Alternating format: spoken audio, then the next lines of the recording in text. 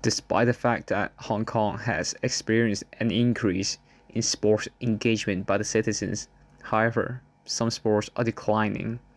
One could easily find fitness centers, football pitch, basketball pitch elsewhere in Hong Kong.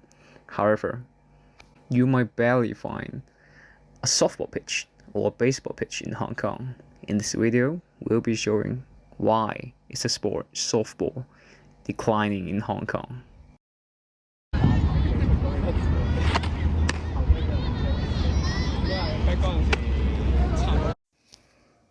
Our interviewees in the following will be explaining why this sport is encountering a downturn.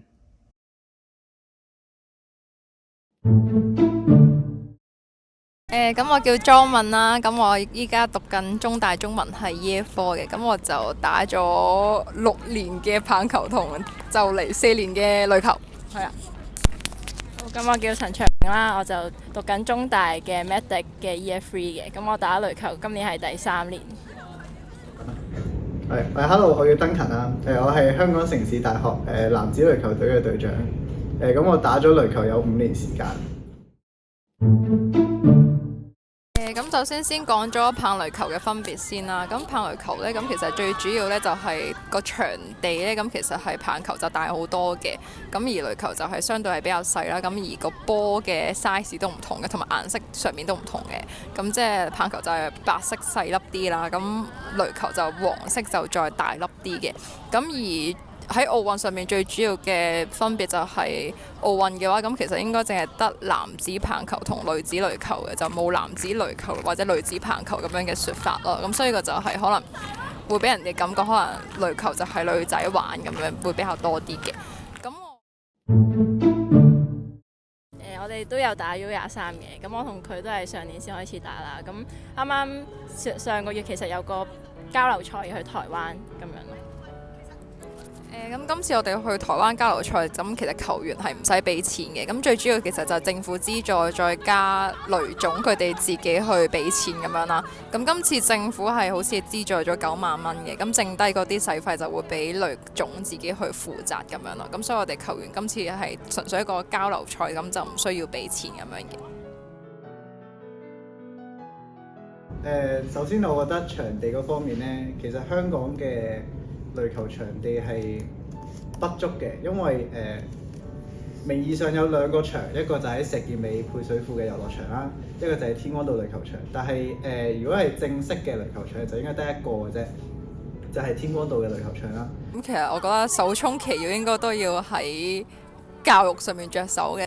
咁的確嘅，咁其實依家嘅話就可能啲即係小朋友，其實可能佢哋或者家長可能未必有啲渠道可能去知道，即係可能淨係搭巴士經過見到有人喺度打緊波咁樣啦。咁所以我覺得棒總同雷總應該都其實要推廣一啲小朋友嘅一啲嘅初階班，咁就可能禮拜6日可以揾啲代表隊啊，或者係啲師兄姐嗰啲去教佢哋打波咁樣咯。跟住第2個我覺得最嚴重嘅問題就係即係大學對於壘球隊嘅態度啦，基本上係自己貼錢打嘅，跟住所以我哋一啲基本嘅設備上面啦，譬如可能壘球嘅棍啦，或者係波咧，都係嚴重不足嘅問題嘅，有呢個變相練習嘅時候就會辛苦好多啦。譬如人哋可能有喺練習嘅時候，因為有多啲資源多啲波，咁所以佢哋練習嘅時候個效率就會快好多。但係我哋咧就要可能